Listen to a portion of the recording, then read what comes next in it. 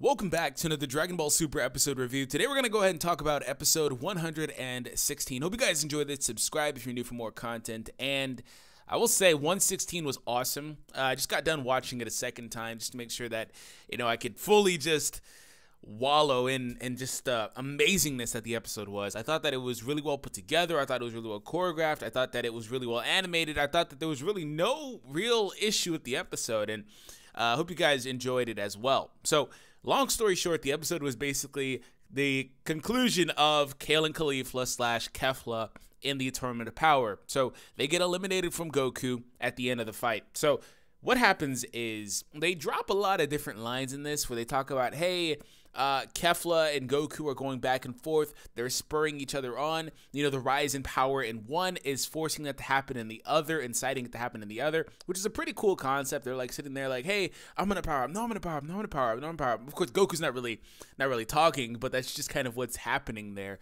And again, they talk about the fact that Goku needs to be under such strain, under duress to be able to get into Ultra Instinct right now, which is a really interesting concept too, because it kind of makes you wonder about when he will finally just kind of master it, because really the show's playing it up as a form, which is fine. I still think it's more of a technique, but of course he does undergo a physical change, so anything that undergoes a physical change would be a form. And if you want to be completely technical, Super Saiyan, for example, is a technique too and a form anyway, because the technique is called Super Saiyan, but transformation, you get it. Anyways, so it doesn't really matter, but people still find hot topic debate in that it's not the biggest of deals. Either way, right? It'll remain to be seen when Goku can kind of go into that. I just think it's an interesting concept because it's like, if he masters self-movement, why can't he just do it all the time in every form? Why does he need this exclusive transformation? To sell more toys. But somebody like Whis, for example, he's the mentor in regards to that, and of course they even flash back to that, and it's presumed that he's using Ultra Instinct like all the time because he's always on guard. He's not thinking about anything. Vados as well, because there's a time where she was first introduced and Vegeta was like, she literally has no empty points, like no blind spots, excuse me. Empty points is that's a Peruvian slip. Anyways, let's go ahead and move on. So yeah, Goku has to be in this form, and of course he has to be under a lot of pressure to get into it, and that's why they call it, like, they used to call it like limit breaker. We called it that, but you basically break past your limits to get into it. So again, cool concept. And it was a moment here where Kefla was powering up, and I was like, is she going to go SS3? Like, is she going to go SS3? Because they were talking about it, and she was just literally going. She was like, I'll just keep rising my power even higher. And she goes SS2, and I'm like, oh, is she going 3? And then there was Red Aura there. I was like, is she going to mess around and just break the fourth, like, not even fourth wall, just break into another dimension and pull out Super Saiyan 4 somehow? I was like, what is this Red Aura? But then, of course, Caulifla does dabble a lot in Red Aura. That's why they're mixed attacks. I mean, Kefla's attacks are like kind of red and green. It's really weird, but it's a cool idea. I like it. So anyways, she powers up into SS2, which is fine with me. Means that character has not reached that level yet, which is awesome. And I want to go ahead and clear up something, guys. I never disliked the Kefla character, but I did understand why people did. That's why I talked about it in my reviews. That's why I talked about it in a separate video that I put out over the course of the last couple of weeks. I can understand why people started disliking the character, because in all seriousness, they gave that character every single possible plot convenience. And to be completely honest, it started looking like they were going to actually win that tournament for a second. But then you kind of take a step back and you look at it like, hey, well, how is Kefla going to deal with Jiren? Right? How is Kefla going to deal with Jiren? It doesn't make any sense. So I still didn't think that they would have actually won, but little minor miscues, like over the course, like the last couple of weeks, Goku was like, oh, well, her power is infinite. And I'm like, bro, stop. You're not surprised by that. You can't be surprised by her power. You know what I'm saying? Like, you fought Jiren. You were Ultra Instinct. You cannot be surprised by that. Are you saying that she's stronger than Merge Zamasu? Or are you saying that she's stronger than Vegito Blue? You can't be surprised by that. Like, so little weird things like that kind of made you lead credence into that idea, that thought process. Also, like, Kabe saying they're going to be like the trump cards and all this other stuff, which of course they still wound up being. That is a real indictment, though, on the fact that the Namekians are still in the arena. And at the end, when Kefla is eliminated, of course, you see the risk, which is why I don't think they will bother to fuse on Universe 7. Because if, Vegito or Gogeta, whoever they turn into, most likely Vegito. If that character gets eliminated, you lose 2 characters at once, which is what happened in Universe 6.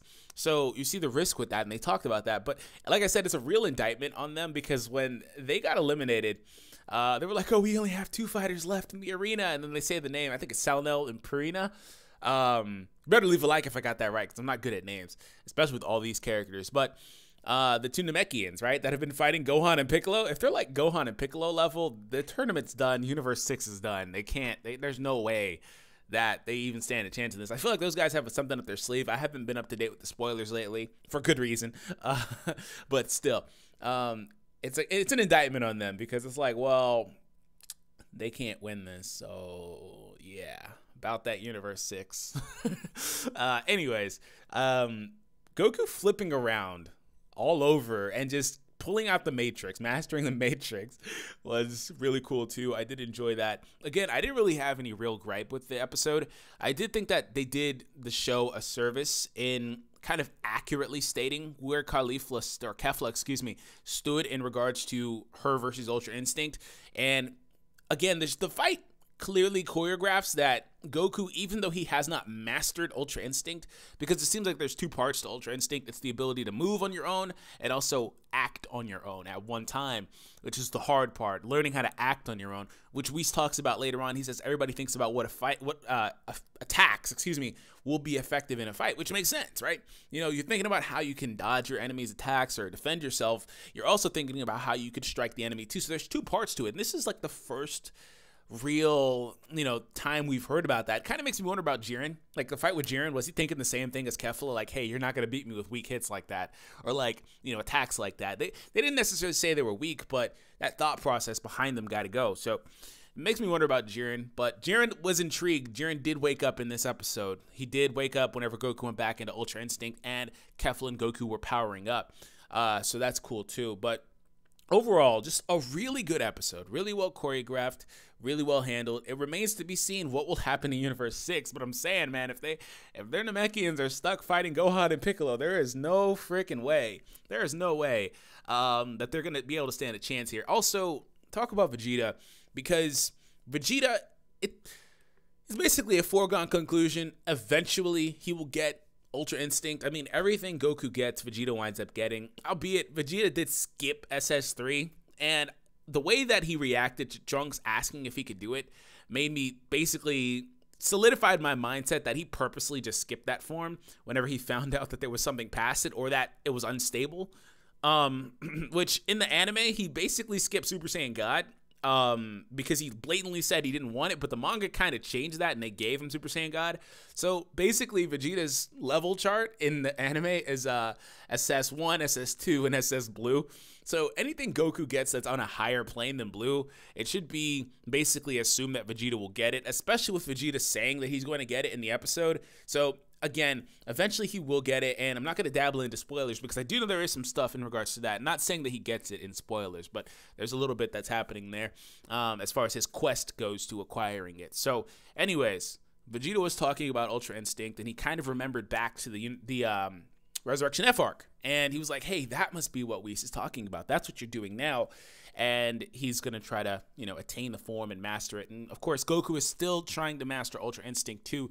So we'll have to see what happens there. Hope you guys enjoyed this. Subscribe if you're new for more content. And I will catch you guys in the next review next week. Take it easy, guys.